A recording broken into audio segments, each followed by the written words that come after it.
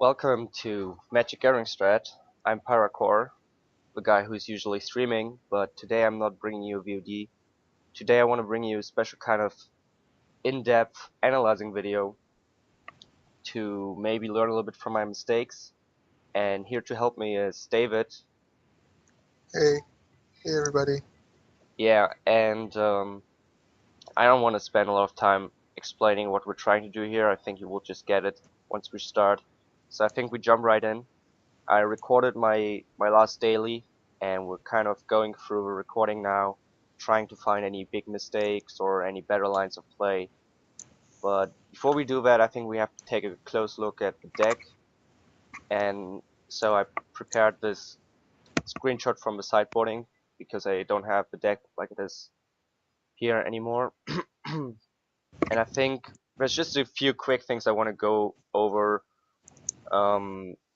So when you're playing Blue Tron right now, there's like a huge amount of decisions you can make in different slots. Like I think the most obvious is, do you want to play Talisman of Dominance or do you want to play more lands? Um, so I play more lands. It doesn't have the same great curving, but it has better mulligan hands. Do you have any thoughts on that decision? Yeah, I think there's like two different Blue Tron decks. There's like the Shock Trooper, like very like stock with the talismans, and then there's like a Toolbox version, which is more of like what you have, which is a lot of more like one-ofs that have more broad answers to like a game one plan where Shock Trooper certain games he doesn't win game one. I think there's like the Toolbox version, and there's like his like stock version. Yeah, well, but that's not just the talisman issue. I think that comes Yeah, together when you look at the whole deck. That's yeah, certainly true, and we will get to that in a minute.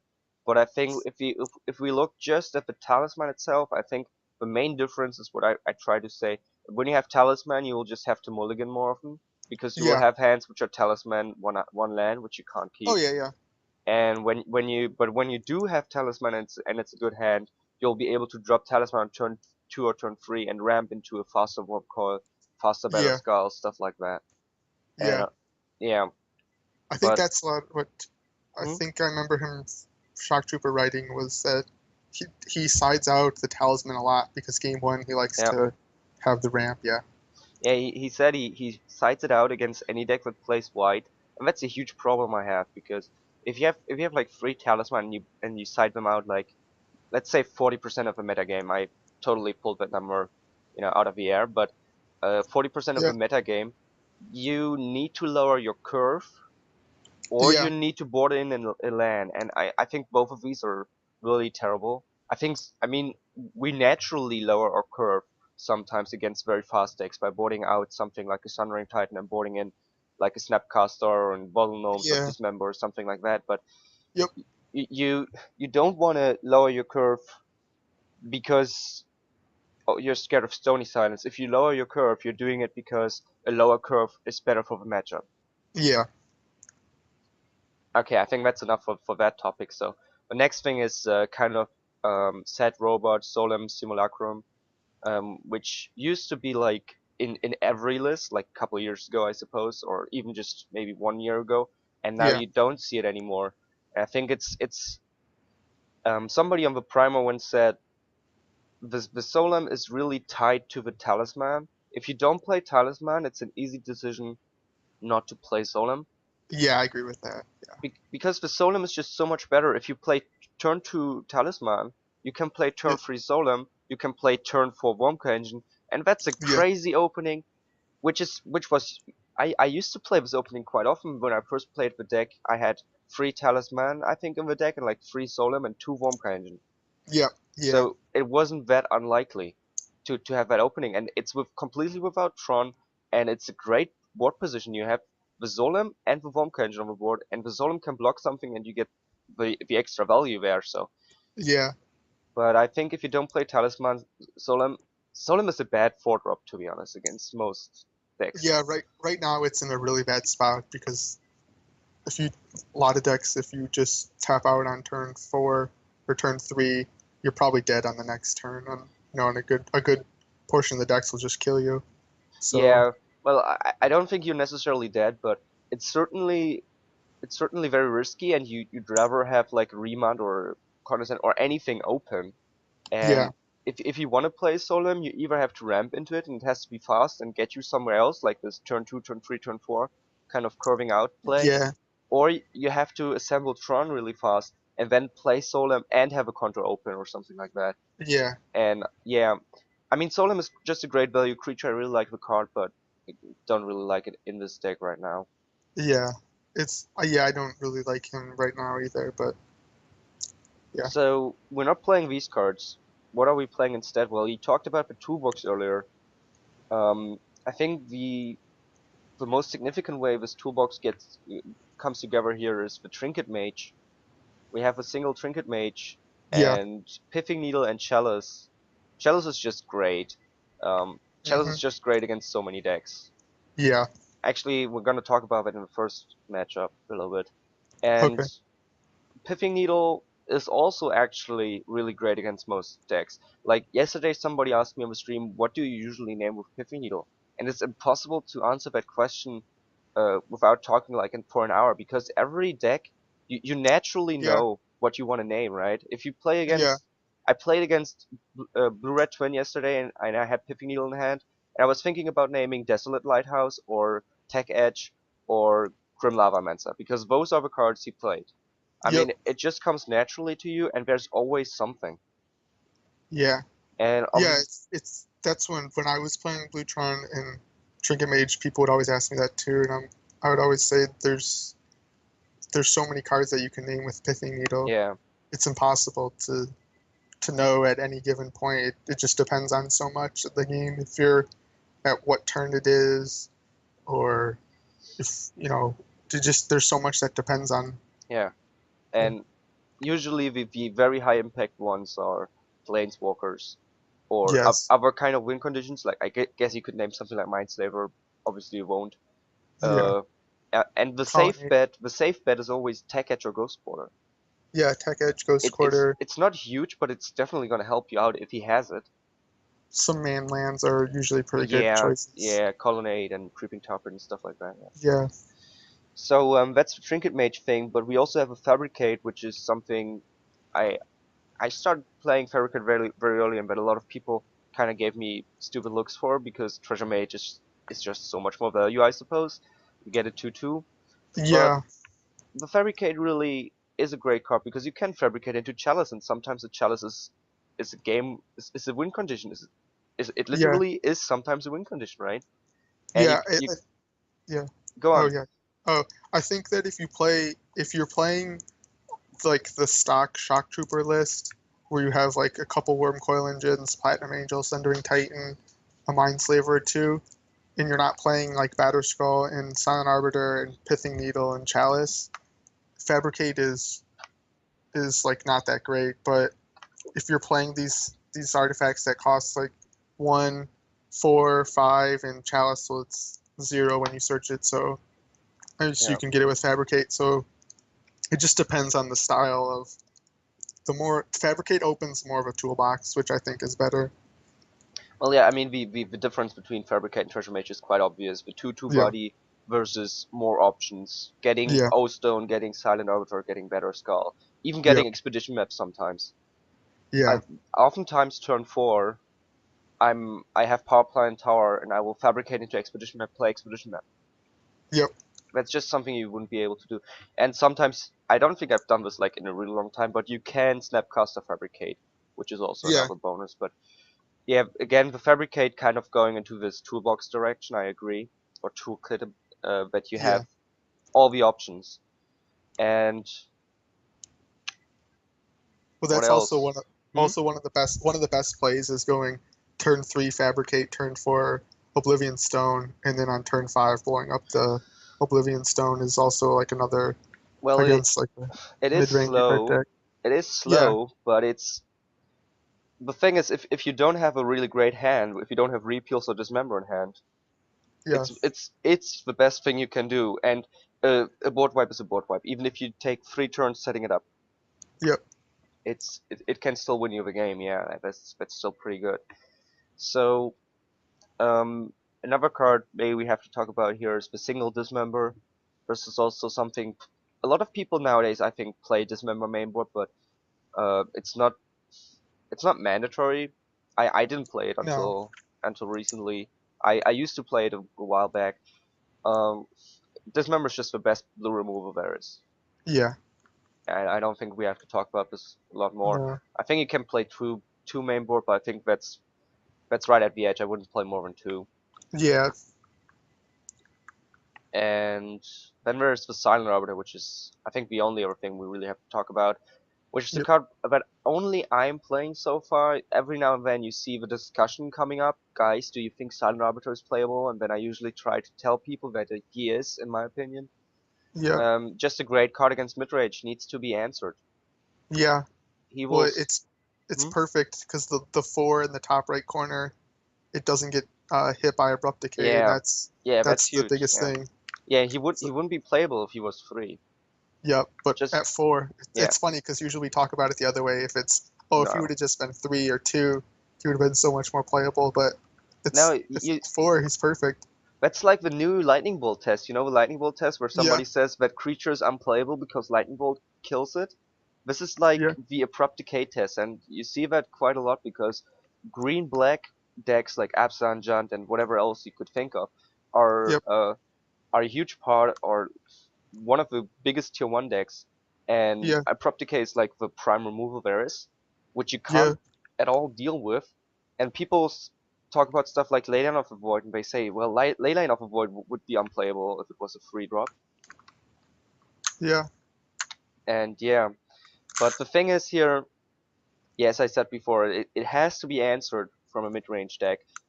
First of all, it can block most Tarmogoyfs, 4/5, or Sea Trinomphs, which is huge.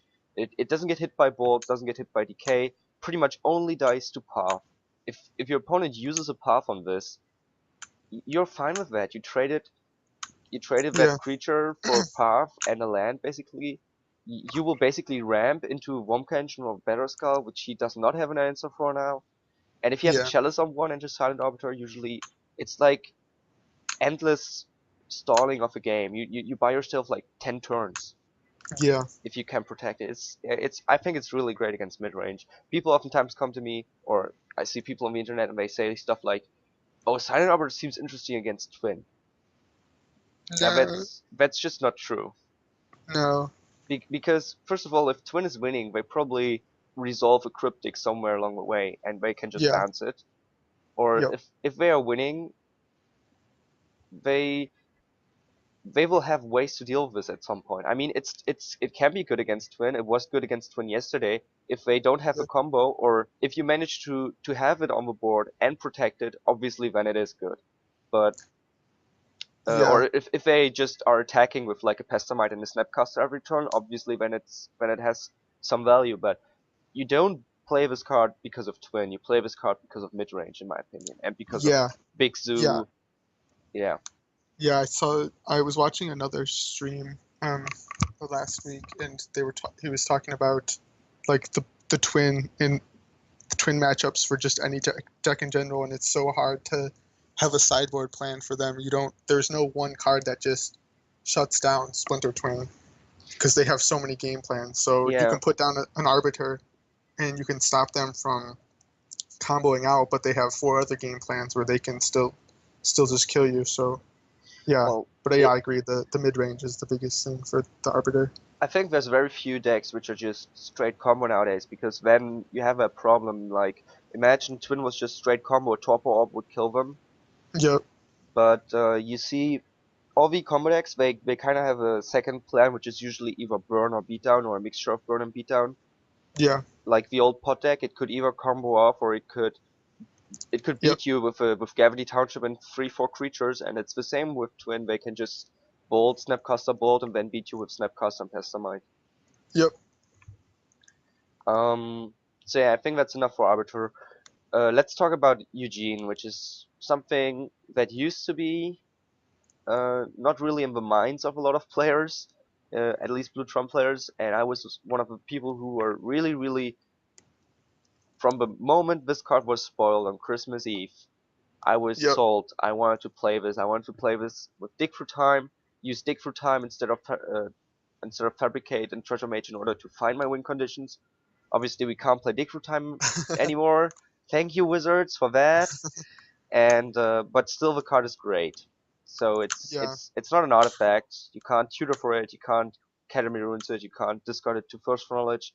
But it's just such a great card that when you do naturally draw into it and you have the mana to cast it, you usually win the game right there. Yeah. Yeah, It's it's just a really good card. yeah. Sometimes there's planeswalkers that they'll have one mode that they have is usually kind of useless. It's not that great, but all three modes on here are just Yeah. they're just great. Yeah. They all can win you the game at any point. The minus X ability is just Well, that's the big one. That's the yeah, great. that's just an insane ability to Yeah. have on a planeswalker. Well, But it's a huge. I mean, this minus ability, right? First of all, it's extremely relevant that it's exile. People are like, well, the exile doesn't really matter. That's so wrong. I mean, yeah, it takes care of like stuff like Keranos because of exile. It yep. takes care of voice, of persist, all that stuff, right?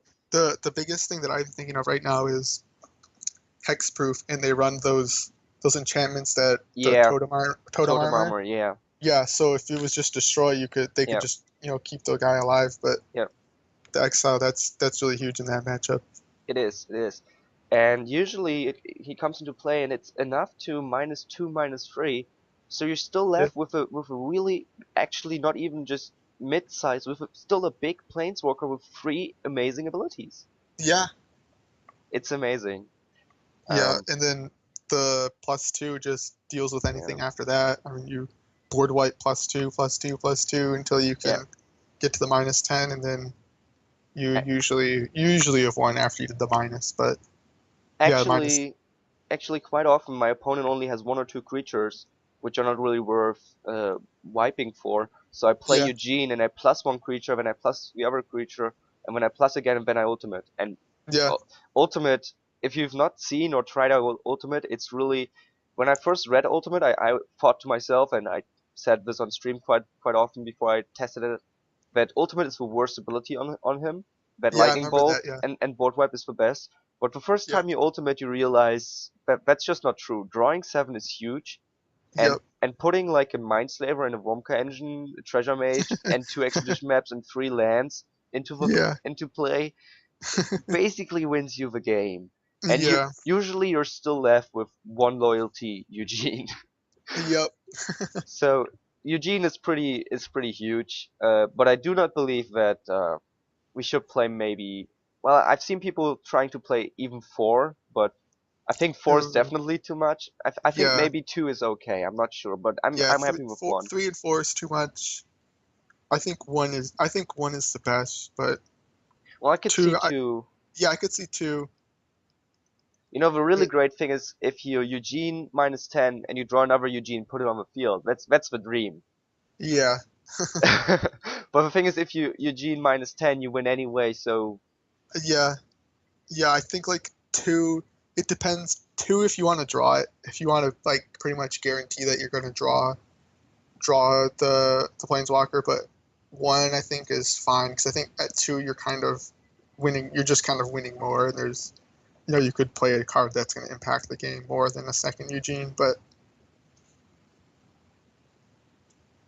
yeah, I think this is the same thing as the Mindslaver used to be. Used to be Mindslaver you play 2 of, and obviously that was also a little bit different because you could tutor for it, but still.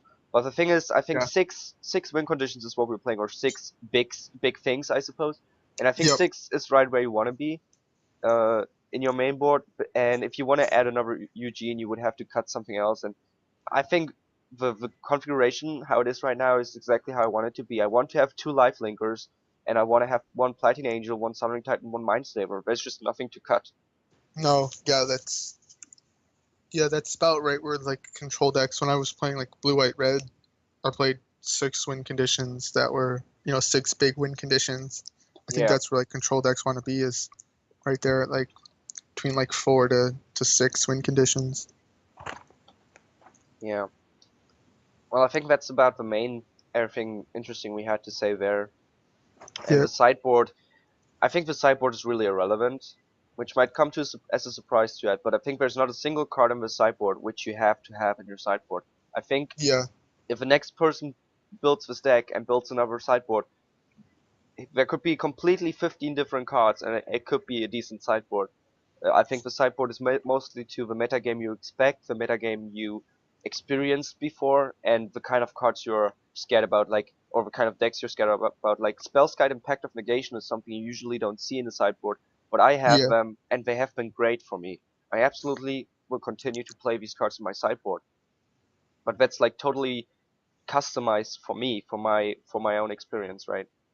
yeah. I think like I think Dismember is like the one card that you want to have two of in the 75, just for the interaction. But yeah, you could create 15 different cards in the sideboard, Yeah. totally different sideboard from this, and still, yeah, it's just Well, so meta dependent. yeah, and I do agree. There's like things like you want to have some removal in your sideboard, and it's obviously Yeah, most likely going to be Dismember, and you probably want some more lifelinker, so either Battle Skull or Womka Engine. You probably yep, want more Chalice. You probably want something like Etherize. Probably want more Contour. So most of these are pretty obvious, but I mean there's nothing really solid there that has to be there. There's always other options, and you can really mold your own sideboard for your own needs. And um, I think every card here is explains itself where you want to board it and why it's in there, yep. and so we don't really have to talk about that. So that's about the deck, and I guess we're gonna go into the round one of the daily now. Okay. You, I hope, do not know what we're playing. No, I don't think so. No. So this is round one, game one, Okay. and I mean, looking at this hand, this has to be a keep in my opinion. Yeah, I would keep this hand because you have turn. You can put a chalice on one, or you can remand. It depends on what he does on turn one. If it's like an aggro, well, yeah, kind of. I would probably play chalice on one, no matter what. Yeah, yeah, okay, go But on. yeah, but being able to hold up. Are you on the play or the draw? I'm on the play. Okay, yeah. So chalice on one. Yeah, that's pretty good. I would wait to see what he has on his first. You can't do anything in the first turn, so but you have the blue source Yeah. in the. I would just wait to see what he does on his first turn, then decide after that. Yeah, the thing here, I was thinking similar thoughts when I was playing this, but first of all, when we just look at the hand, it's 4 lands, which is right where we want to be. I think 3, 4 Yep, lands is where you want to be. We have 2 blue sources, which is great. We have 2 different Tron lands, which is great. And the 3 cards we have are also a really nice mixture. We have a Conjurer, and we have a Win yep, Condition, and we have a Chalice. So the yep, Chalice thing is, when I played this, I was thinking, do I just want to play Chalice on turn 2 no matter what? If he, yeah, let's assume he plays a fetch land, any fetch land, we don't know which one it is. We are blind to that. And yeah, he hasn't cracked it, and it's our turn 2. Do we play just Chalice on 1? And I think we do, because I've tried to come up with a deck where Chalice on 1 is is a bigger annoyance to us than it is to them, and it's really tough to do so. I think mhm, maybe Affinity, because most drops are 0 or 2 drops, but I think I have a yeah, really hard time coming up with a deck which plays less 1 drops than we do, or which is less reliant on their 1 drops. I mean, yeah, you're always gonna hit either Lightning Bolt, Zero Vision, Thoughtseize, Birds of Paradise, Path. There's always something, yep, at least, and then there's some decks where it's just huge, like decks like Delver. yeah, So, do you yeah. I think this. agree that you? Yeah, I would. I would like to. I would probably. Yeah, I would. I agree with that. I would wait. I would maybe wait to see what he does on his first turn. It's hard on his first turn. Then you can usually, if he doesn't play a fetch land, then you have a better idea of what he's gonna play. But Yeah, yeah, this hand's just really great. So yeah. Obviously, that's gonna change stuff if you when we see what he plays. But the thought experiment itself would we play this when we are blind, when we don't know what the opponent is playing? And I think Yeah, we do. yeah, I would probably play it more times than not blind. Yeah, Chalice Yeah. on 1. So let's see. We keep here, sort the cards a bit.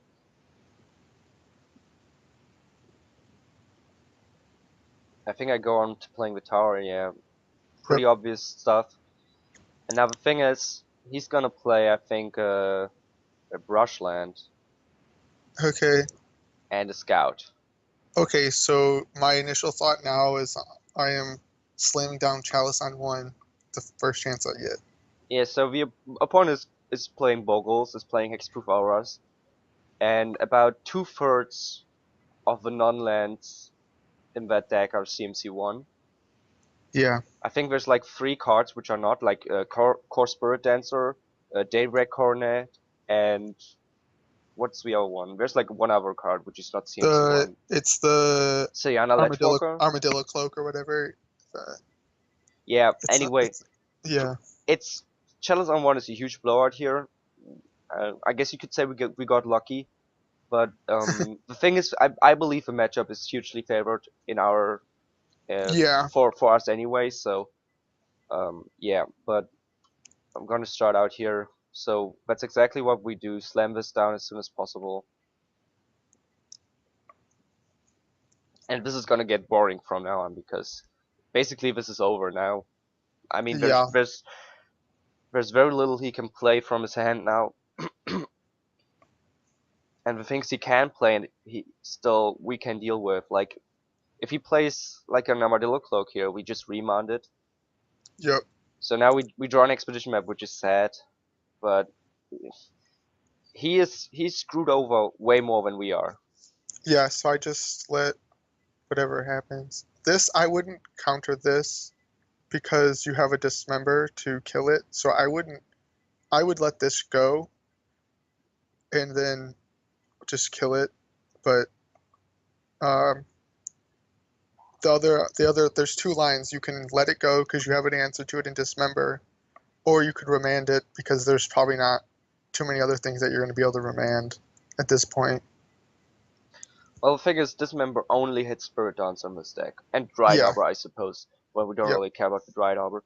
So I think the choice is pretty obvious. If we're ever gonna dismember something, it's gonna be a Yep. Spirit Dancer. Yeah. That's the plan. I agree with you.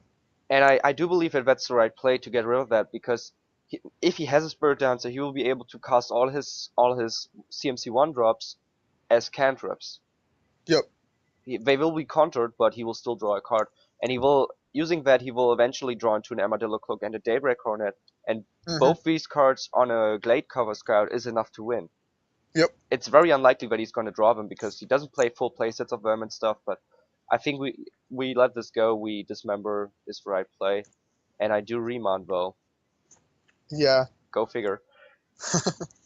Yeah. I would just let that go. And Well, the thing is though, we don't really have any other use for the remand, and we might as well cycle it, I yep. suppose. Try to draw Yeah. to something else, and he's gonna replay it. So we time walked, and we drew a card. He's gonna replay it, and then we dismember. I think this line of play is also okay, but I think it's also okay to keep remand. Yeah. Yeah. That was the two thoughts I had was either there's not going to be a lot that you're going to be able to remand because the chalice is on 1. So, Yeah. but yeah, I would have done the dismember. Yeah. So now we draw first, and it's pretty obvious from how I tapped here, but I'm gonna first in my main. Yep.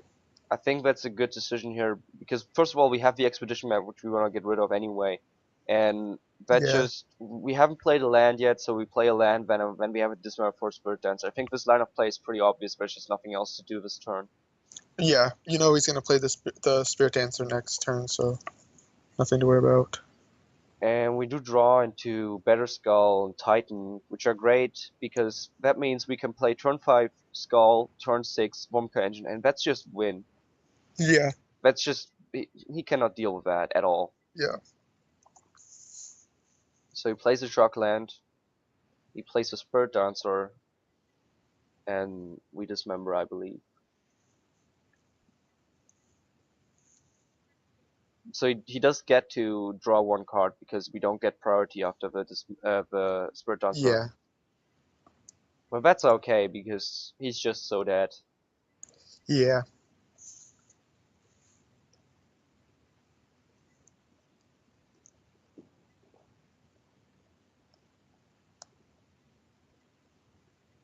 So yeah, these lines of play are now pretty obvious. There's just nothing else to do.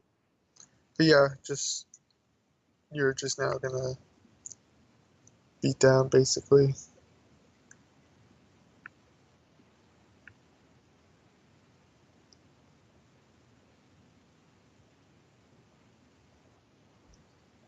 So from here on, I think even if we didn't have a Wonk Engine, yeah, he just concedes right away.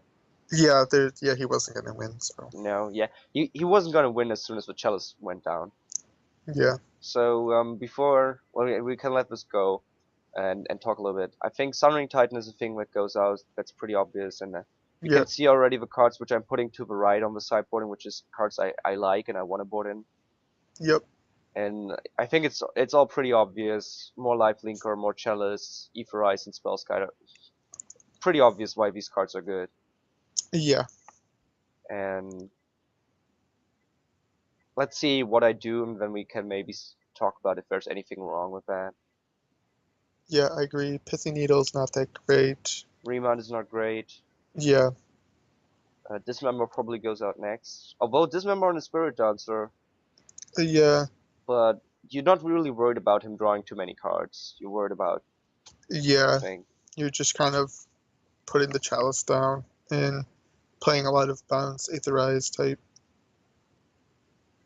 Yeah, so what I did now is I boarded out the Pithing Needle, Remount, Dismember, and I brought in the 5 cards, which are undoubtedly very good here.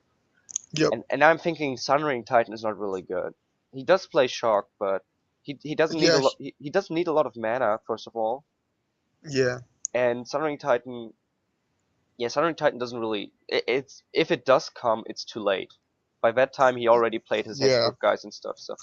So the question is, what Yeah. do we bring in? And I actually, in hindsight, I think Snapcaster might be better here because sometimes you can Snapcaster block and kill a Hexproof creature that way because they don't expect it. But I think I bring in a Remount.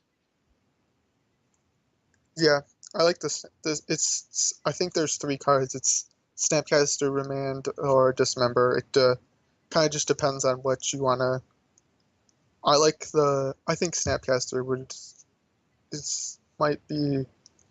Well, I'm also Snapcaster and Remand are really close for me. yeah, I'm also thinking about Negate here because if we don't have a Chalice, Negate is like the only good counter spell we have against Path because you don't want to Condescend or Remount a Path. Yeah.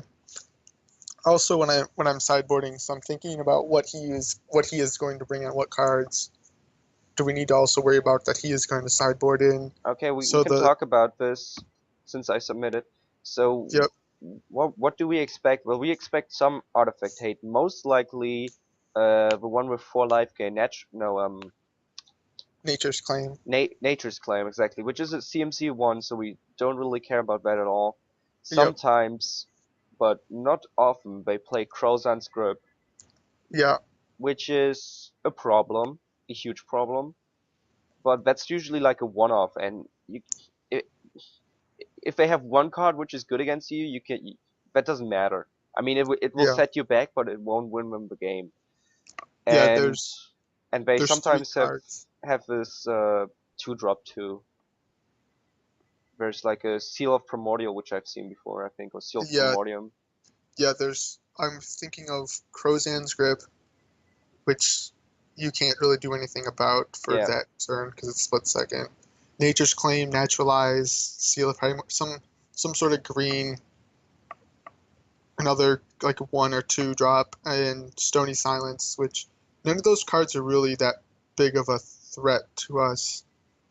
Crozan's Grip's the biggest one because it can just snipe a Chalice right there, but yeah, I'm not really afraid of really too many cards from his sideboard. Yeah. I'm not afraid about Stony Silence at all. I think Stony Silence is highly overrated. Yeah, I agree with that. Yeah. And all the enchantment hate is CMC 1, so it gets hit by Chalice, or we don't really care about it, or Yeah, Crozan's Grip is something, but again, if he does play Crozan's Grip, it's a 1-drop, and we're just gonna have to deal with that. Yeah. So it doesn't really change how we sideboard. I guess we could have maybe boarded out some expedition maps because of Stony Silence, but Yeah. we didn't have anything in our sideboard that we really needed to bring in. Yeah. Yeah. I think also if he's gonna play a Stony Silence on turn 2, that gives us, it's basically like a time walk for us, because we're gonna be able to. That means he didn't play an enchantment or a guy on turn 2 or something, and we'll basically be able to counter the next thing he does probably. Yeah, so Yeah. we boarded out all cards which are bad and boarded in cards which are all good.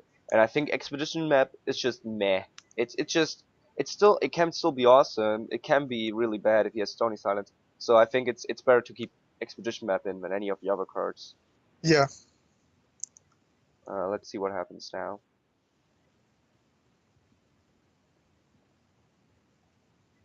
Okay, here we go. Is this already mulligan? No. So he starts, and our hand is barely keepable, I would say. Yeah. So we need. Looking at it, so we need one land to. So I see Trinket Mage. So I know that I can get Chalice when I draw a land. So I'm gonna have. You're gonna get 3 draw steps to draw a land, which I would take my chances with that. The thing is, if we play turn 3 Trinket Mage, turn 4 Chalice, that Chalice is absolutely too late. He's gonna have a huge creature Yeah. like that. So this hand really doesn't look that good. The only thing that's redeeming this hand for me is Etherize, which is huge, because if we do Yeah. play the Chalice and then Etherize, that's just huge. So we have to kind of hope we survive until we Etherize. And what I really don't like is that we have 3 big creatures, or 3 big spells, I would say, Yeah. and no Tron land, no Expedition Map. We're just never gonna cast these. Yeah. I think that this is kind of like a 4 and like it's like a 5-card hand kind of, that I would keep this on 5. Just yeah, this hand it's playable. I think this is at bad. This is as bad as the hand can get without throwing it away. Yeah. And we draw a Chalice. Oh yeah. So I just yeah. Yeah. I So we just luck out of that. Yeah. so what are we gonna talk about now? The game is over, right? Yep. I just throw this down, and if he yeah, there's nothing that he can really do unless he has Crozan's Grip. Well, of course he can still deal. Yeah. Waste. He gets a turn to beat down and put as much as he can on this guy. He could still win through the Chalice here if he has Daybreak Hornet next turn, Yep. and then maybe Arbadil Cloak when the turn after. So now, right now, I'm wanting to draw a land is the thing that I want to draw the most right now. Yeah, because of Etherize. Yep, I want to be able to Etherize, and then yeah, you pretty much win at that point. Spirit Dancer, I'm not too afraid of that. So let's see this turn. Okay. So we're obviously gonna play the mine. Yep. So we could maybe draw Power Plant next turn, which would Yeah. be just over. So this turn we probably play Trinket Mage just to have a blocker, and we Yep. have to get another Chalice, right? Nothing else makes sense. Yeah. So both for when he does eventually kill our own Chalice, but also there's nothing stopping us from playing a second Chalice on 1 or playing a second Chalice on 2. Yeah.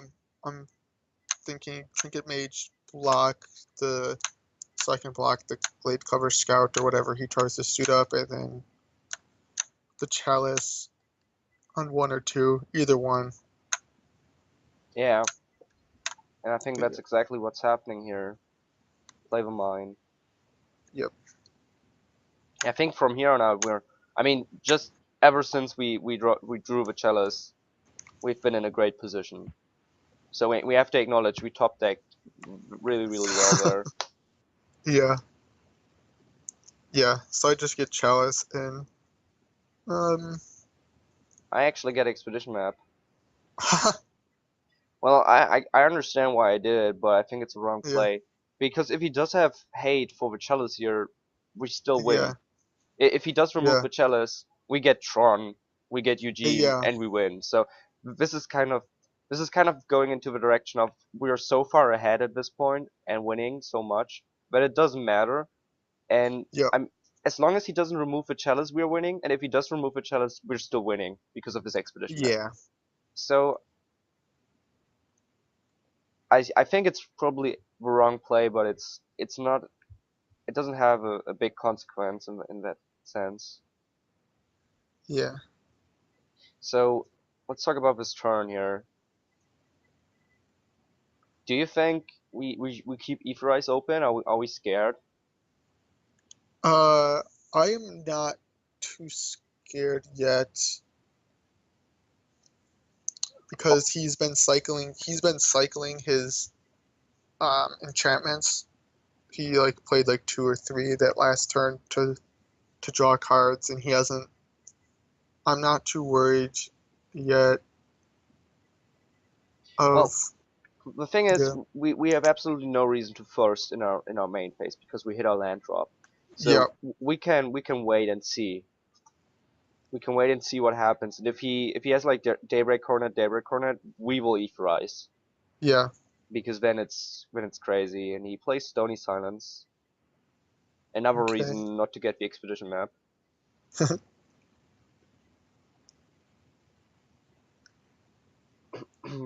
Yeah, I think the block there can happen, doesn't have to happen. So we yeah, draw. Let's think about this. I think the block is fine. It doesn't really yeah, matter if we block there or not. yeah. I think because you want to be able to cast at Aetherize, and he's not going to attack the Slippery Boggle into the Yeah. Trinket Mage anytime soon. So I'm fine with just trading that. Doing that, you're just going to be able to Aetherize in the next turn. The thing is also he will eventually get trample, and the Yep, block now is better as long as he doesn't have trample. yep, So we do the draw here, and it's obvious we're gonna discard the expedition map, right? yep. Oh yeah, yep.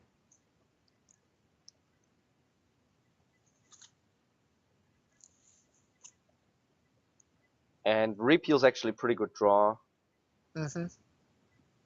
Spell Oh, Skies, that's just yeah. like good game forever. So when I played this, the thing I thought the most about with Spellskite is not that I can redirect his enchantments, but that I can redirect his enchantment hate. Yeah, So I thought to myself, well, if he's gonna play like, well, not Crozon script, but if he's gonna play like, I don't know, naturalize or like a 2 CMC destroy target artifact, I can use it on yep, I can use Spellskite. yep, And I think repealing the ethereal armor is just really great here because it's basically removal instead of repealing because of the chalice, and we do draw a card, and now he can't attack anymore. Well, he can attack, but we just block.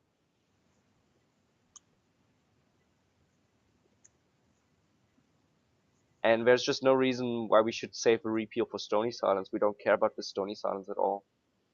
yeah. With the Stony Silence out though, does it shuts off Spellskite still though, doesn't it? 'Cause Oh, it's I still didn't think about that. yeah, Well, while it does do that, Spellskite is still a decent blocker, and since we oh repealed the yeah, E it's still armor, yeah. yep, But I totally did not think about that. But the thing is here, um, if he does manage to kill the Chalice, we still we will probably eventually draw into Repeal or Cyclonic Rift again and bounce with Stony Silence, and then he's just dying yeah, to to Spellskite. yeah.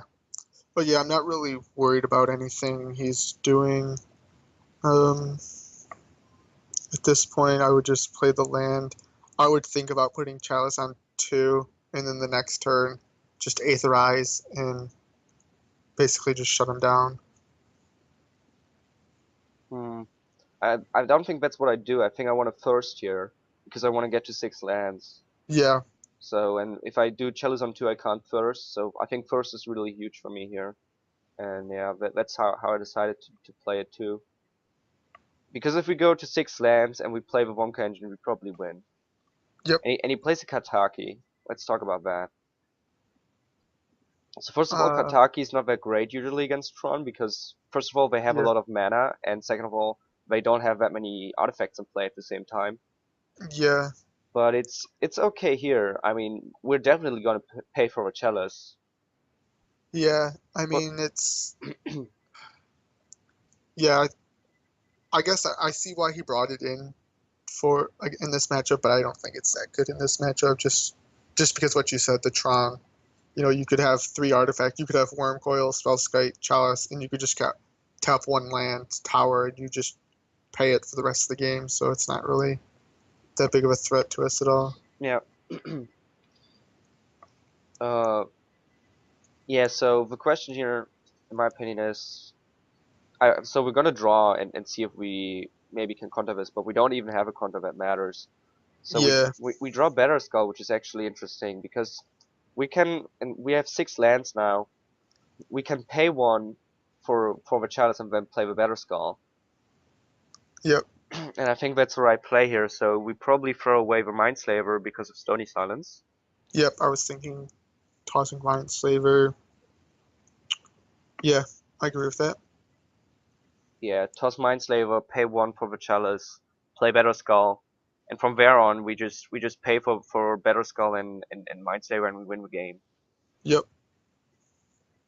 We don't care about the Spell Guide since we have a 4/4, Yeah. so that can go away.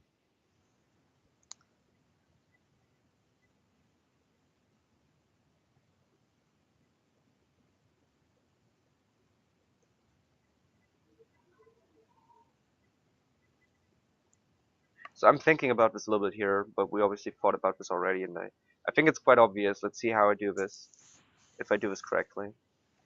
Yeah, I let the Spellskite go. Yep.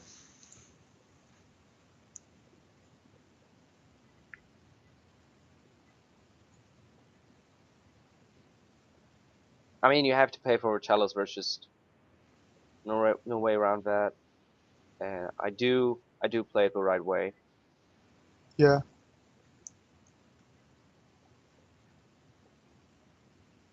So he has Stony Silence, so we won't be able to return Better Skull to our hand if he has removal. But if he has Yeah. removal, he will probably rather hit the Chalice Yeah, anyway. he's gonna want to hit the Chalice, so I'm not really worried about the Batter Skull yet right now.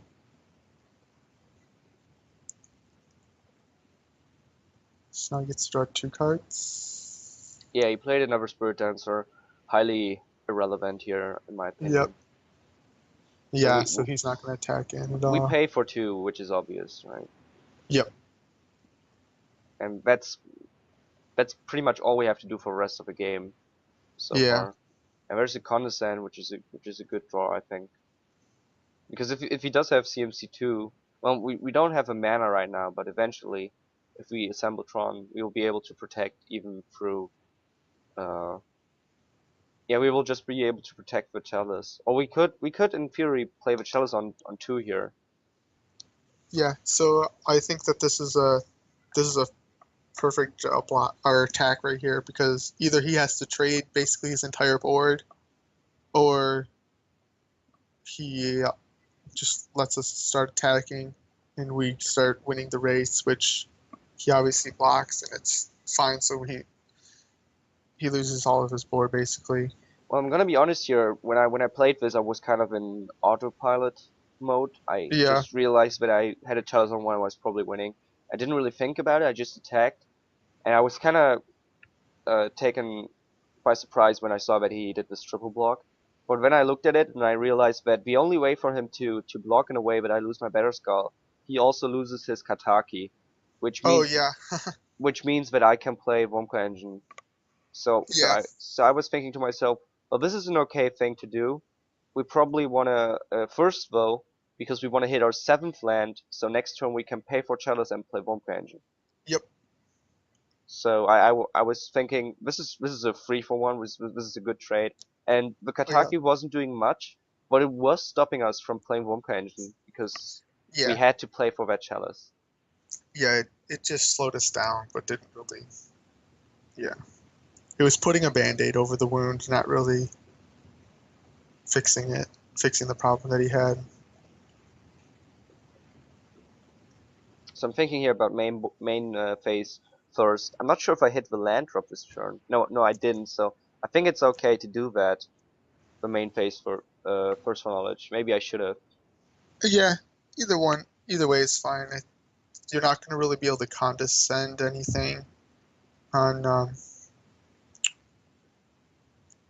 right there, but timely reinforcements. Plays a timely reinforcement, which is just gain 6 life. Yeah. I don't know why you brought this card in. Yeah, I don't know. That's really weird. Maybe That's he just didn't understand what wrong. That's just wrong. Yeah, I'm thinking he probably didn't understand what the card did or what the card does at all. I think he might have thought.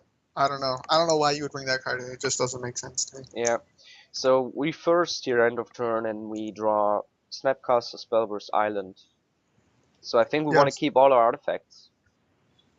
Yeah. So it's probably I mean we keep Spellburst. I think it's Snapcaster Condescend. Yeah, I'd probably get rid of Snapcaster and Condescend. Okay. I think Spellburst is one of the it's one of the best cards in this matchup that you think like Chalice on 1 just wins you the game, but Spellburst also is just one of the best cards in the matchup, being able to counter literally everything. Yeah, I think throwing away Angel is like the second best thing, but in hindsight I think Snapcaster Condescend would have been maybe a better play. Yeah. But again, we are in the territory of we're just so far ahead, why does it even matter? Yeah.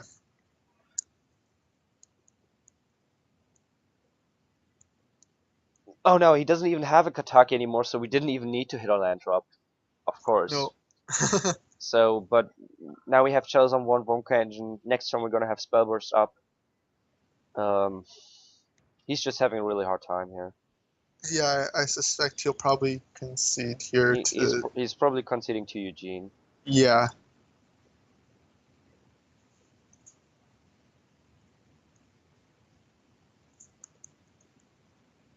Wiping the board, and from there on, he doesn't have a chance now. No. We can just minus 3 turns in a row, and that's the game. That's the round 1 2-0 victory. Yeah. So I guess you can say we got a little bit lucky. We got turn 2 Chalice both games, but I mean, you have to design your deck and you have to play in a way that you can get lucky, right? Yeah, that's just part of variance. Yeah, not only variance, but there's just a lot of people who this couldn't have happened to because they don't play mainboard Chalice, or who don't play as many Chalice and stuff like that. So we did get lucky, but I think we also played this quite alright. And it's not a tough matchup. It's a matchup which we are favored. Yeah. Anyway, as you could see, Ugin was crazy, and Better Skull is really good and stuff like that. And he doesn't have good hate. His Kataki didn't matter. His Stony Silence really didn't matter. So I think he deserved 2-0 with a little bit of luck. And yeah.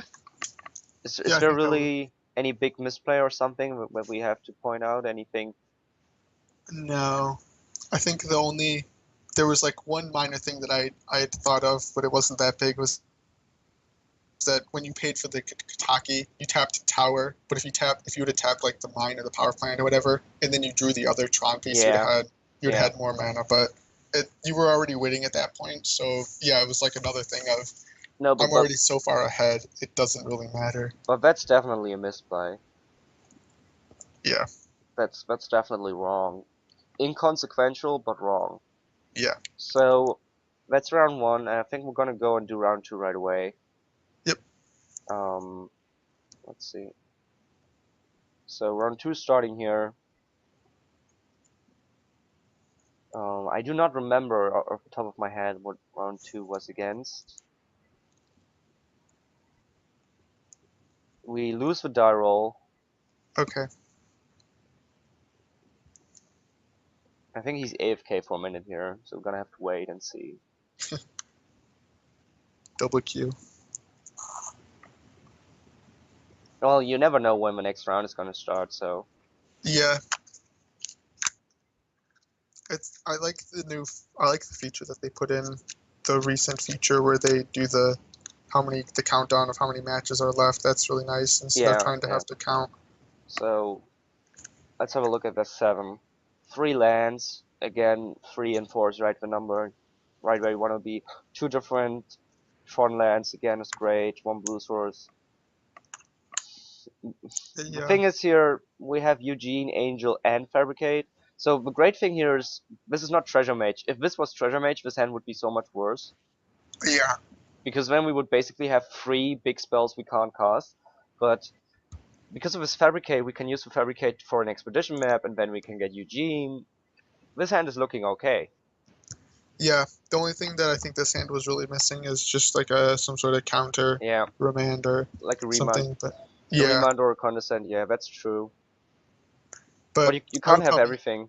yeah I'd keep this hand. I would probably keep this hand, and we have Yeah, a pithing needle. So if there's something that we think that we need to get rid of, well, the we see Pithing something. Needle is just way worse in the blind than a Yeah. Chalice is.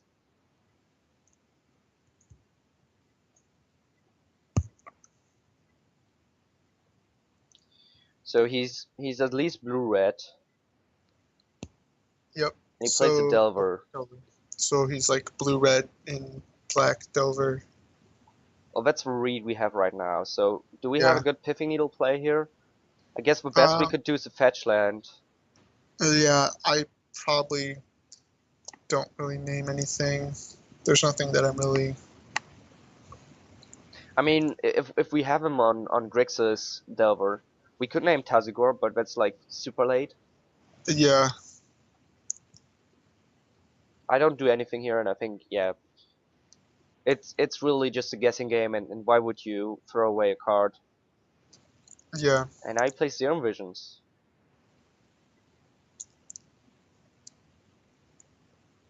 Which didn't get a reprint in Modern Masters. which didn't get him, but it's an F&M promo. Yep. Um, so does this change how we view the deck? Are we still saying it's Grixis? It's Grixis Delve?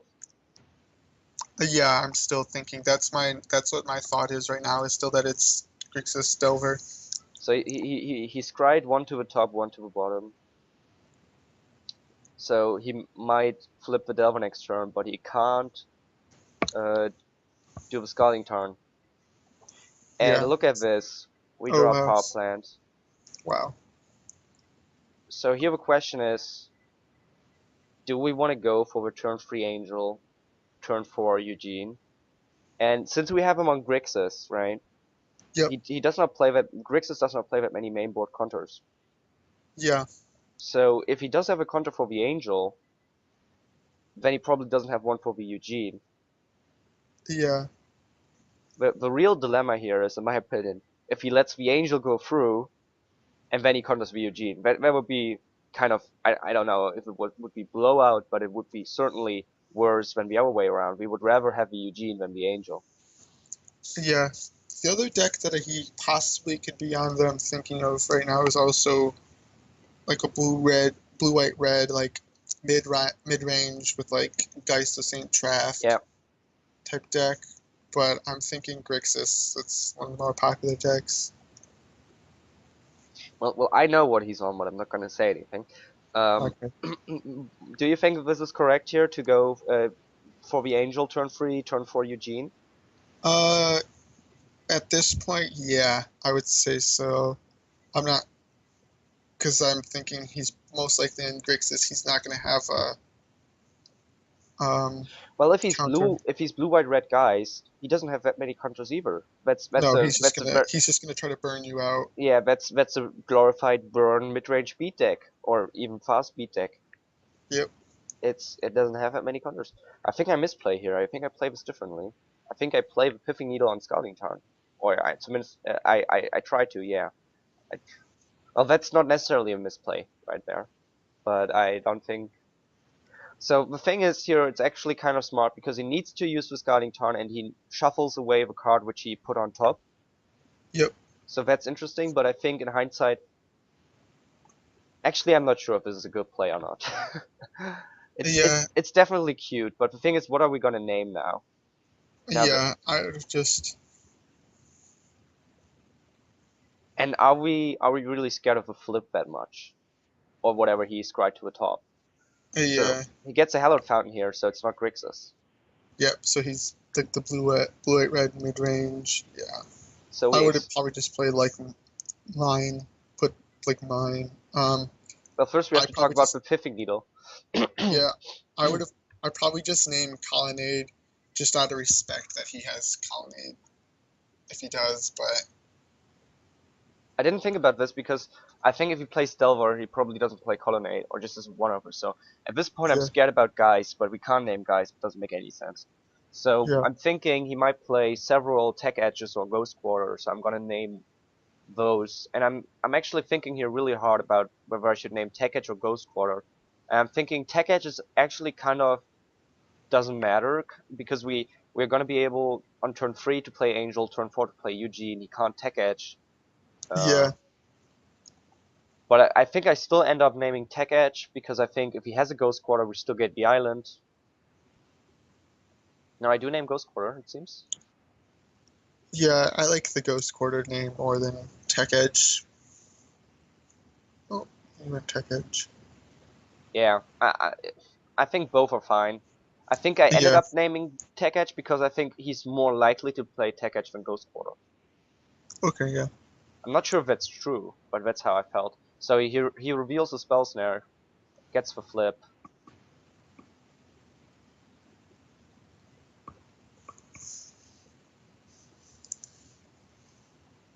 and I think we still try to Slam Angel.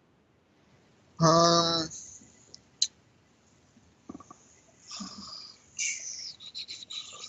I think, yeah, we don't really have anything better. I don't know, because we play it, he's not gonna counter it if he has like a path in his hand, which I'm guessing he probably has like a path. Um, he probably, I probably,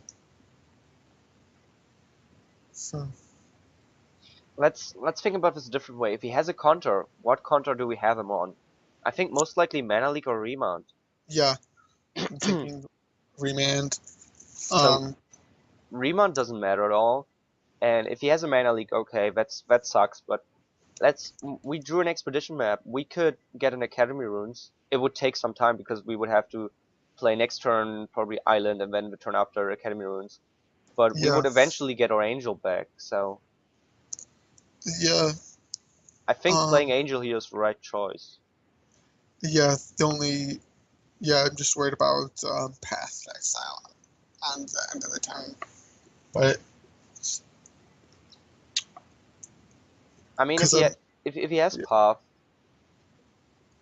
sure, he puffs the Angel and it's gone. But we still have Eugene. We get a land. I think that's okay. And we have a Fabricate to get ourselves like a Mind Saver or whatever we need. yeah, I also think, okay, yeah, I think Angel, because if he paths it, he probably plays Geist on his next turn. Then we Eugene minus, and we get rid of the both of those. We get rid of the Delver and the um, Geist. So I Hmm. think that's what he wants to play right now is Geist. Well, if he has it, the thing is, if he had it, why didn't he play it this turn? Because we Yeah, wouldn't be able to counter. We had only colorless. yeah, The thing is also, he didn't know what we are on. He might have had no, us on red green. He might have expected Karn, and maybe because of that, he didn't play Geist. And he plays a Deprive, which is a counter I absolutely did not have him on. I did not no, expect a Deprive. no, did not.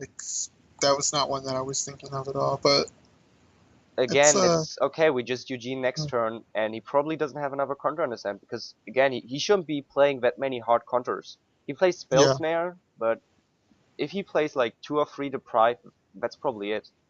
And he does tap out for a Geist here, and that's just over. yeah.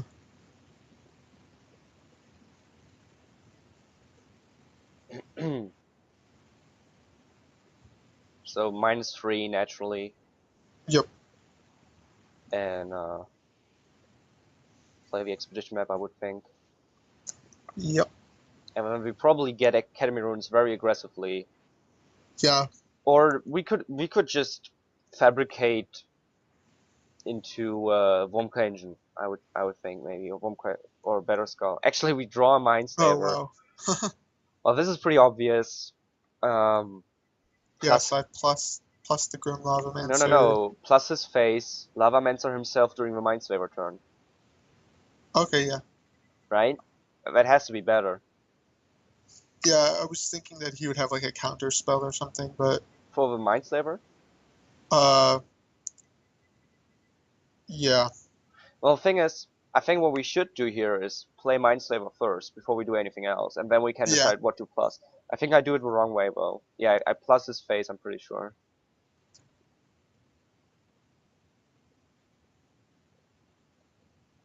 But if we do resolve the Mindslaver, then this is the right play, because when we get to Mindslaver, his face or the Mindslaver itself, and it does resolve, so it ends up being the right play.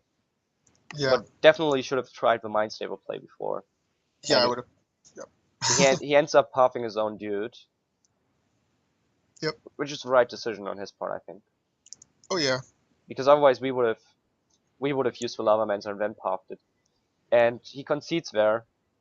I think that's a good choice. So Yep. we had a really fast Tron and just great density of threats, so it was really tough for him. And we kind of drew lucky again. This is the third game in a row. Yeah. I think we're on a streak here.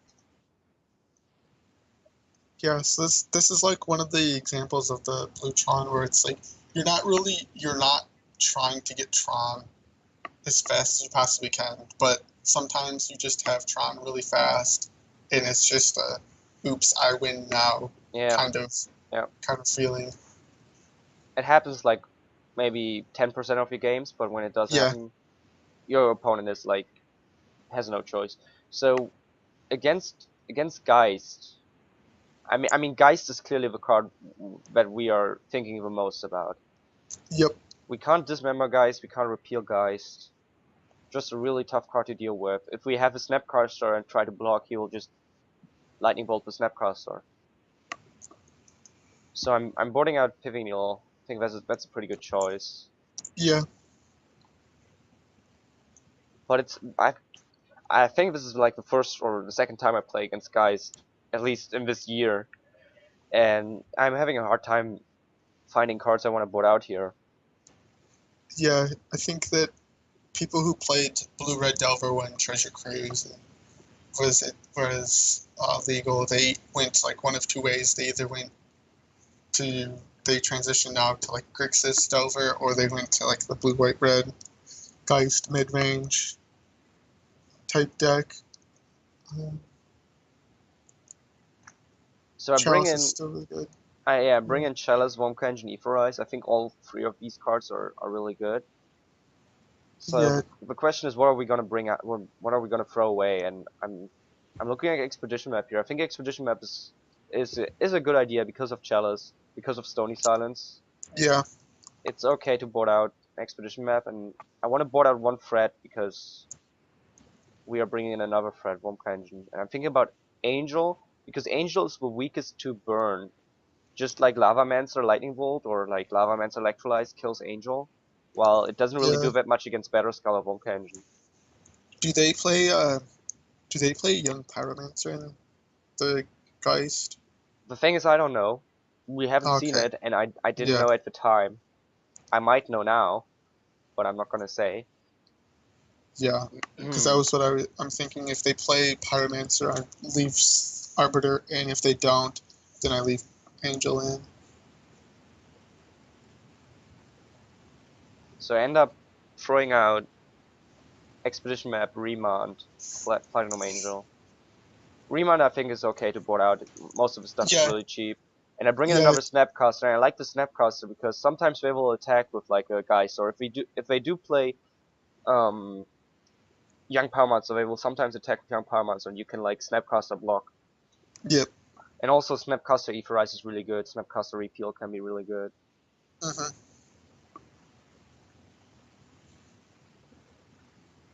So let's have a look at this hand. Uh, Well, it's 4 lands again. 4 lands is right where we want to be, but one yeah, expedition map on top of that, not yeah. that great. So I'm seeing I'm at 5 lands Yeah, basically. yeah,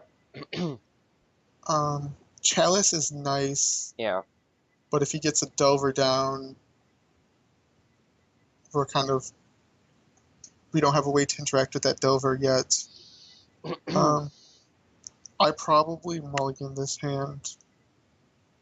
Wow, that's interesting. Well, I keep this. Pretty sure I keep this. Okay. And what I'm also kind of thinking about this is 5 lands, but I really like the Chelazon one, and I actually also kind of like the Silent Arbiter. The Silent Arbiter can block a lot, and I Yeah. think the Silent Arbiter can do a lot of work here. I like the curving that we have 1-drop, 2-drop.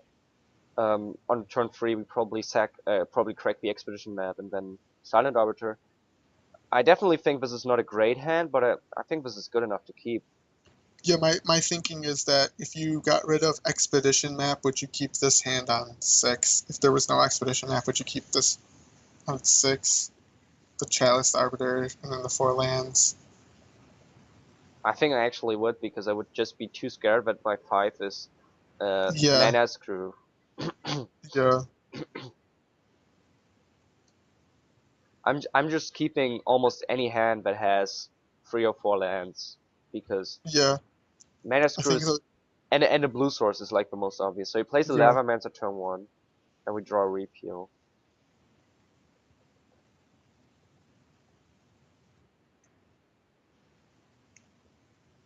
Well, turn 1 is pretty obvious. There's just no other yep, play. yeah, map. So I'm thinking he's looking for a land if he's playing Serum Visions Yeah, map probably. Well, fetch land. he probably has a land, but he wants to maybe play another land. Maybe he has like a basic, and he would like to go white. Yeah.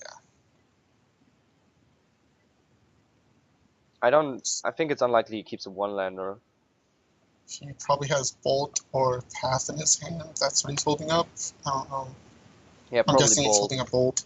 Yeah, I don't think he holds up Path here, because what creature, 2-mana Yeah, creature, are we gonna play that he cares? Yeah, it is yeah, Bolt, and we have a Chalice on 1, which is huge, I think. I mean, look at the 3 cards we've seen so far. yeah. All are It just 1-drops. We know he plays Delver. We know he plays Spell Snare, yep. which he might have bought it out, but I don't think he does that. And now there's the Ghost. Geist, and Okay. that's a problem, right? Yeah, Let's actually pause and think about this for a moment. So we will not be able to deal with this Geist, because we cannot repeal the Geist, we cannot repeal the token. We could Snapcaster to block the Geist eventually, but he has a Lava Mancer, so that yeah, is not possible. The Silent Arbiter doesn't really interact with Geist all that much. It blocks the Geist, but we still take 4. yeah. Um, huh. So Yeah. what is our plan here? What are we doing to not die to Geist?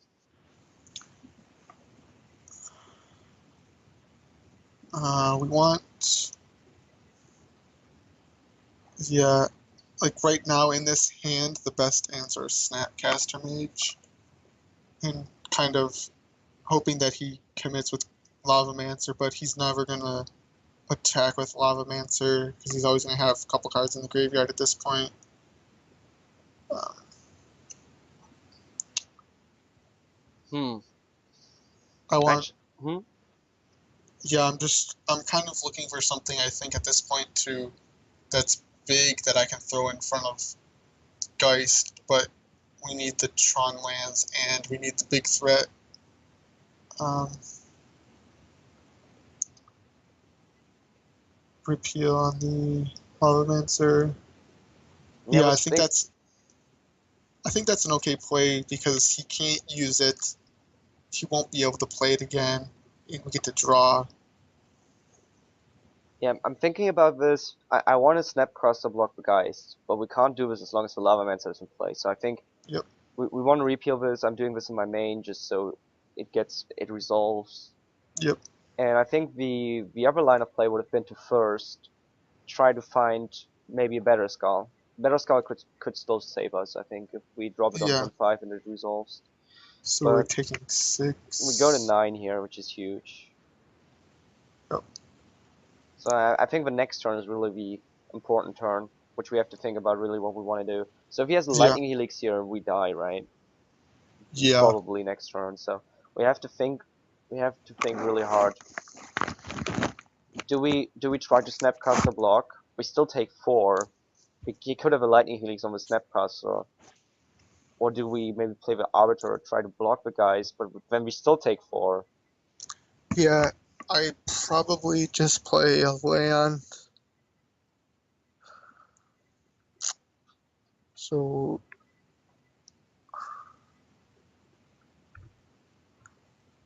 I might play Tech Edge. Yeah, I would play Tech Edge.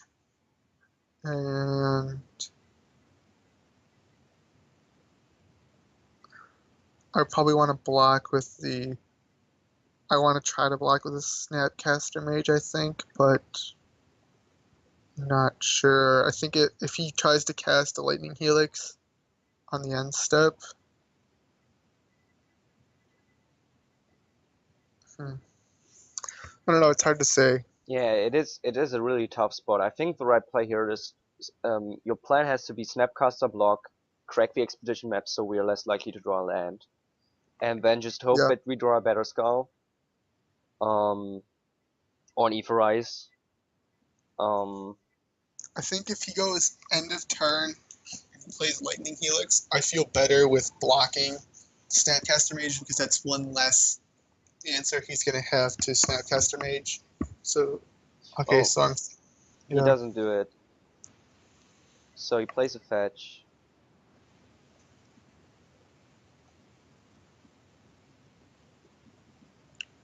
Yeah, so I flash and snap and hold up Spell Burst for Spell Snare. Well, Spell Snare gets countered by Chalice. Oh, yeah, yep.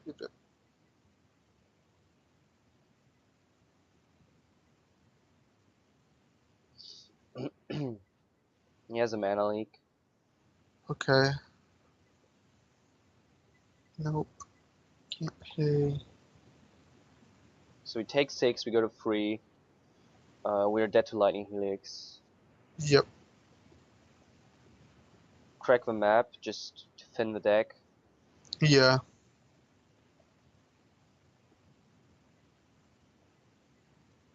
And we are dead? Yep. I believe so. I think I spent actually a couple minutes here thinking if there's just anything at all we could do. But the question is here, we cannot do anything. Silent Arbiter doesn't change anything. We have nothing in our deck that can save us. We are dead. We only play one repeal, right? No, we play more than one repeal, Oh, but yeah. Yep. the repeal doesn't help us. We could have The only. Snapcaster repealed, but the Chalice means we can't repeal the Angel. Oh, yeah. Yeah. So we're just dead. Yeah, Yeah. Yeah. if there was no Chalice, we would have tried to Snapcaster repeal Yep. before, but I'm actually gonna try to skip ahead a little bit here because, as I said, I spent a few minutes here thinking, and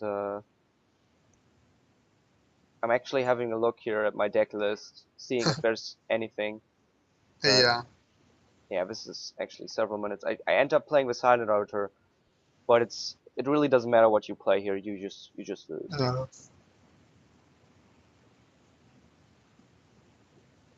If we had more lands, we could maybe first for knowledge into dismember the Angel with Yeah. paying black mana, but we don't have enough. Yeah. And Silent Arbiter doesn't work here because it's a triggered effect. He's only Yeah. attacking with Geist. Yeah. So we lose here to Geist, which is like the huge card here, which we have to be scared of. Yeah. Basically, the way we deal with Geist is we put a better Skull or Womp Engine in front of it, or we Yeah. Etherize. So I'm thinking So here about Bottle Gnomes actually to have more blockers for guys, but I don't think that's playable. No, so I think I like playing Platinum Angel now because I have not seen uh, Pyromancer, so I probably board out Arbiter and bring in Platinum Angel, but Yeah, I brought in Platinum Angel. That's the first thing I did after the boarding screen opened up. But I'm not sure yet what I want to take out because I still like the Arbiter because yeah, he could play something like Delver Geist or something. I also think taking out Map is an okay play. Um, I am thinking here about Arbiter, and for now I've put the Sundering Titan to the side, which I think is okay because he's too late. I mean, he's great, but he's too late. yeah, if you get him down, you've probably won the game at that Yeah, point. he's kind of win more. He's just Yeah, the win condition or the big guys need to have lifelink or like Platinum Angel kind of properties, you know. Removing his lands will not matter if he has like a Geist in play. Things the things we play, the big things, they need to actually have an impact. That's more than just destroy lands. So I end up also boarding out the Silent Arbiter and bring in Dismember. yeah, I don't mind. Just remember, it's I think Dismember is very good against Delver and Young Power Monster, which yeah, we don't know if he's playing Young Power Monster, but he might have them. And we need more ways to deal with his creatures, I think. The problem is Dismember doesn't help us against Geist. Geist is like, again, Geist is the big thing. And I think yeah, our plan has to be, if he has a Geist, probably gonna play turn 3, just hope that we have a Condescend. hmm Or an Aetherize maybe. Aetherize is like still one of the best cards I think we have to deal yeah, with Geist at least. So I think I bought out one of the Snapcasters. I think it's okay. You can board out Expedition Map, Snapcaster, Dismember here. I think those are like the three yeah. cards you could think of. Now, when I'm in doubt, I always go with the Snapcaster if I have both. So this Mm, hand though, maybe you can't see it right now. So we have uh, Repeal, Aetherize, Cyclonic Rift, and 4 lands. Well, I'm gonna start out. I think 3 bounce effects is huge. I think first of all, Aetherize is huge because Aetherize is so unconditional, just bounce yeah, everything. Aetherize is really good against them, as I said before. I really don't mind that we have a Tularia West here because we can play it turn 1. yeah. And That's what I'm thinking. we have a great curve too. We have one cheap or 2 kind of cheap bounces. If we do get to a lot of mana, we can have potentially a very expensive bounce, which is Cyclonic Rift, and we have Aetherize. I really like this hand, and you might think, well, 3 bounces is a little bit too much of the same thing. Maybe like a Remand or Condescend would be better. But all we are worried about is creatures, so bounce is pretty good. Yeah, I He's like he's not gonna one of the burn us to death. yeah, yeah. One of the strategies against like a aggro-y type deck because this is what he ends up turning into more of an aggro deck and not so much a control deck in this type of matchup. So having early interaction with his creatures, bouncing them, is really huge in this type of matchup. So yeah, I think this hand's okay. Yeah, you can play Tolaria West, and there's nothing on one that we really want to do that's so powerful that we're going to win on turn 1. So yeah, Tolaria West is fine, Yeah, and then, I, I and then was have I, it mine. I was really happy when I thought about this hand and I realized I was probably gonna be able to repeal a 1-drop on turn 2, Yep. maybe draw into another spell. You know, I really like this hand against them. Especially, I mean, without Aetherize, this hand is really way worse. Repeal Yeah. is good and Aetherize is good. Cyclonic Rift is like the worst of the 3 spells here.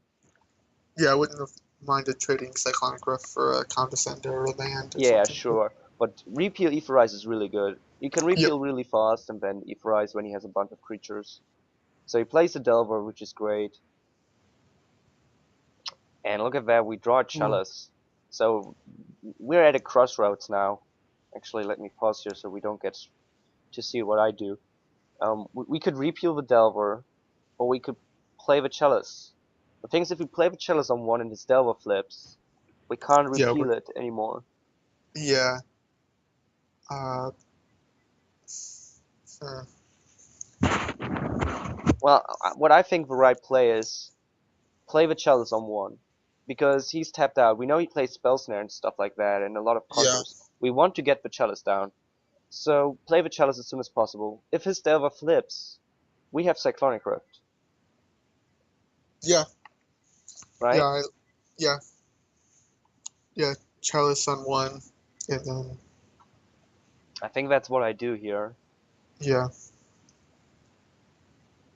I hope that's what I do because no, well, I don't do it, but that would have been the right play, in my yeah, opinion. I think I realized this during this turn.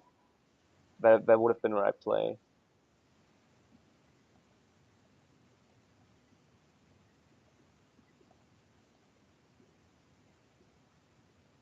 Even if he's left with a Delver, even if he didn't have the Cyclonic Rift, it might still be the right play. Because the Chalice on 1 is just going to do so much work. We know he plays Zero Visions, he plays Path, he plays Lightning Bolt, he plays Delver, Grim Lava, he plays so many 1-drops, so many 1-drops. It's huge. yep, So, but now we get kind of the double package. We bounce the Delver with Repeal, obviously, at the end of turn. yeah, Unless he plays something here. So he goes to fetch now, and I was thinking, well, if he's fetching, I might want to repeal while he's fetching, so he can't have a counter open. But then I realized, well, he's fetching because he wants to play a 2-drop. yeah. So let's get more information, see what he plays. He plays a Young Power Monster. Wow. So we end up repealing the Delver. I think we could have maybe played something else. We could have. I mean, the only other thing is Cyclonic Rift on the Young Power Monster, but I think the Yeah, repeal is the better play, yeah. I like repeal, and then and then probably just Chalice, yeah, just throw Chalice down. and we draw another repeal, which is really good because that means we're gonna be able to repeal the Young Power Monster. Mm-hmm. Yeah, I'm not so worried about his tokens that he's gonna get from. Now Because we have Aetherize. we have Aetherize, we have Cyclonic Rift, Yep. and most of his spells are now dead. Like at least half of his spells are now dead. Probably way more. Chalice on 1 is huge here. So this Yep. is actually interesting. We draw Trinket Mage. We could play the Trinket Mage and have a decent block against Young Power Monster. We could get another Chalice. We could repeal the Young Power Monster. Yeah. So I'm thinking end of turn. He's probably gonna play some sort of burn spell, but he's gonna get if we bounce the Pyromancer. What kind of He's burn spell? We have a Chalice on 1. Helix. Well, I'm gonna go and say that's unlikely. I mean, of course he can have Helix, but that's his only thing he could have Yep. as a burn spell. So we play a land, and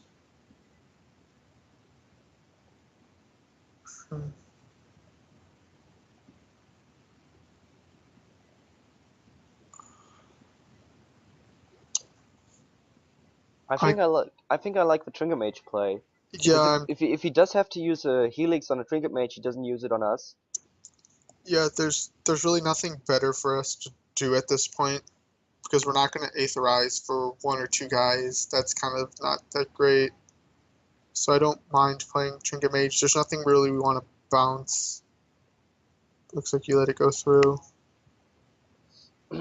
Yeah, Okay, so I he. decided to play it the other way, but I think the Trinket Mage is actually the I think I know why I did it, because I'm a little bit scared he's gonna have a counter, and if I repeal end of turn and he counters that, then at least we get the Trinket Mage through. Yeah, Yeah, so it does make a lot of sense, but actually now that I see the reasoning, I think this is actually the better play. And we are not really under pressure, so we repeal here the Young Power Monster, and just look at all the cards that Chalice is doing work on here. Yep. It's just huge.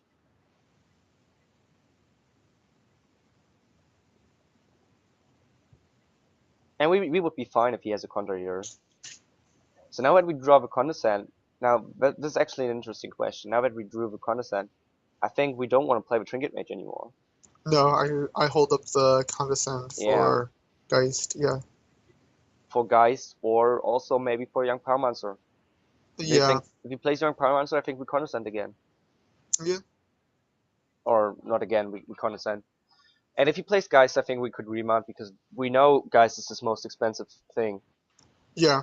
So if we're ever gonna remount something, it has to be Geist right now because right now he's at exactly 3, and Geist is his most expensive spell.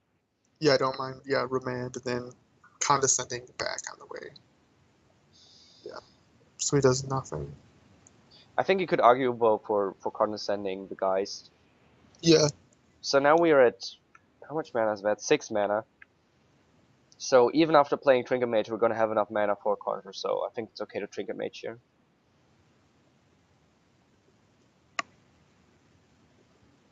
And probably get a Chalice, I would assume. Yeah. I mean, that's the only thing that makes sense. Yep. Although I don't expect him to have anything that interacts with our Chalice. I don't think he has anything that gets rid of our Chalice. Yeah. Well, actually, he could have the one with Replicate. Yeah. Well, Shatter. he Shatter could have Pulse. he could have some artifact removal. There's also 1 on 2. Yeah.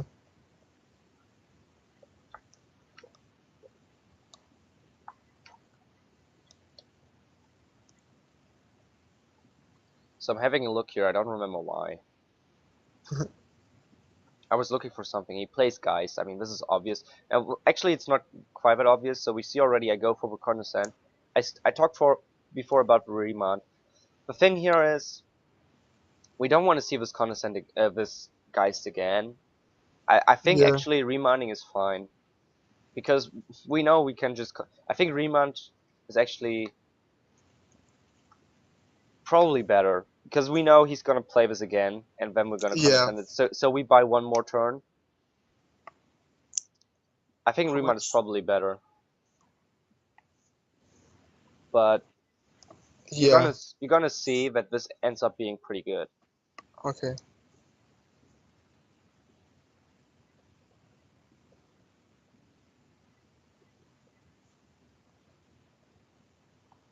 So I think a logical person would have remanded and then Condescend, but we see the power plant Fabricate, Oh, wow. and that's Yep. just game right there, I think. Yes, I put both of those on top. Power plant on the very top. Uh. Power plant on the very top. Fabricate would shuffle the power plant away. Oh, yeah. Yep. And we would be, because of the power plant, we can maybe Cyclonic Rift, Etherize, stuff like that. Yep. So power plant on the very top, I'm very sure about that. Yep. But definitely keep the Fabricate second from the top. Yep. And that's just huge by itself. So we probably could play a Chalice on 2 here if we wanted to. And I'm thinking about this turn, I remember, but I decide against it because we have remanded Cyclonic Rift. Yeah. And I just feel uncomfortable playing a Chalice on 3 or Chalice on 4. Chalice on 4 is actually okay because we don't play any 4-drops, but except for Etherize now. But he doesn't play any 4-drops himself, so why would we bother? So. And now I think he plays Shattering Spree. And Remand is complete blowout against that. This is game 3, right? Yeah, this is game 3. Yep, game 3. So if we had remanded, I'm not sure if we would have drawn the power plant or the Fabricate, but it doesn't really matter. He would probably Geist now, and we would Chalice, and we would Condescend, and then it would have been the same. But he plays Shattering Spree here, and because I auto yield the Chalice, you don't actually get to see how the Shattering Spree itself gets conjured, and only the Replicate triggers on the stack still, right? Yep. So the Replicate trigger doesn't get doesn't trigger Chalice. Nope. So this would kill the Chalice, but But you can just remand the copy and yeah. then So the Condescend play ends up being pretty good. Um, Completely unintended, obviously. I did not have this card in mind at all. I did not have him on any kind of artifact uh thing. removal at all. Yeah. Yeah, otherwise I would have probably played the Chalice on one, so I just have two Chalice on one. So and now even with the Condescend, it's just completely blowout. So the question is, what do we get here? I think it has to be Wonka Engine or Barrel Skull. Definitely something with Yeah. lifelink. And Yeah. something that's hard Probably. to remove for him. I just get Worm Coil, I think, and I think so too. It's just the bigger thing. It's just really hard to remove outside of Path, and we have the Chalice on one. And even if he manages to remove the Chalice on one, we have 4 mana open, which is really a great Condescend against the Path. yeah. So he just has no real way to deal. I mean, Better Skull. We're again in the same situation where it doesn't really matter that much. Better Skull probably also wins us the game. Yeah. We can just put it back in our hand. It's stronger against Path, I suppose. Yep. But I think Womp Engine is the right play here. Yeah. This is actually, I don't know, this is still paused. Let's see what I get here.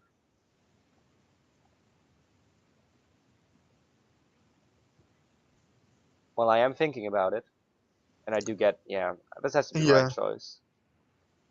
I also think on the off chance if he has like Stony Silence and he somehow can kill the Yeah, Batter Skull, yeah. and then we can't do anything with it. But I mean, we're just too far ahead at this point. I think it doesn't really matter what we do. The Pyromancer's like it's kind of annoying, but because it just kind of chumps. But I think we have so much bounce, we don't care. yeah, And now we drew a Dismember, so I think Dismembering here is pretty obvious. I think we could Cyclonic Grip Overload or Dismember. It doesn't really make a big difference. yeah. I end up Dismembering. Should have put Chalice on 3. Why? Oh wait, no, we already countered Geist. Never mind. I was thinking we'd remanded the Geist. 'Cause Now that's what I the was thing is, thinking. Yeah. when you think about Chalice on not Chalice that's not on 1 or not on Yeah. 0, even if your opponent plays like a huge amount of 2 or 3 drops, putting Chalice on 2 or 3 is, I think, almost never the right decision. Yeah. It's Because yeah, never do that, guys. Never do that. ourselves play a huge amount of 2 and 3 drops. Yeah. I mean, the reason Chalice on 1 is so great is because we play so little 1 drops. And Yep. naturally, since we play very little 1 drops, we play more 2 and 3 drops. Especially 3 is pretty big, because when you think about 3, there's First for Knowledge, there's Fabricate, Treasure Mage, Trinket Mage. Condescend, Repeal are often on 3. Yeah. Spell Burst is often on 3. So there's a huge amount of things on 3. Oblivion Stone is on 3. 2, Yeah.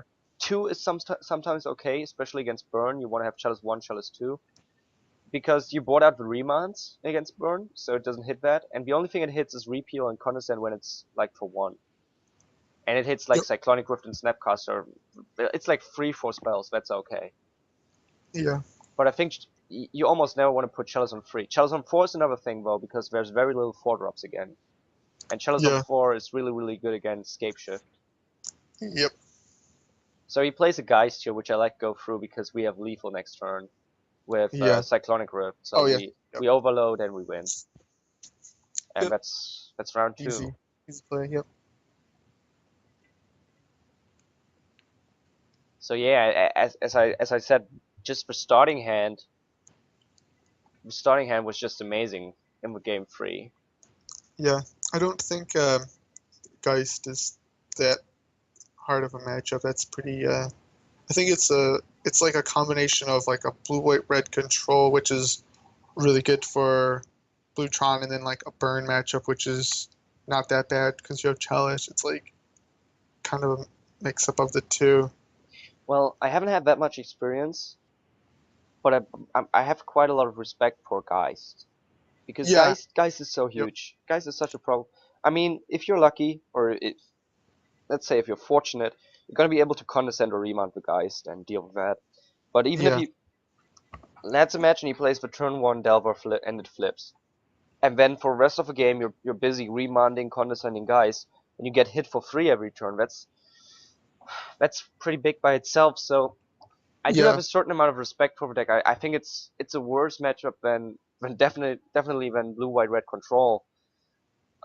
Is it a worse Yeah. matchup than burn? I'd say probably at the same. We're probably both about even matchups, maybe Yep. slightly favored for us. You could see in the game too that it's definitely possible to lose this. Yeah. But if you Yeah. I have think the if you have a biggest thing is hand, dice. if you have a hand like game three, which has a lot of interaction, early interaction, bounce, remount, condescend, stuff like that, I think you're gonna Yeah. end up winning. Yeah.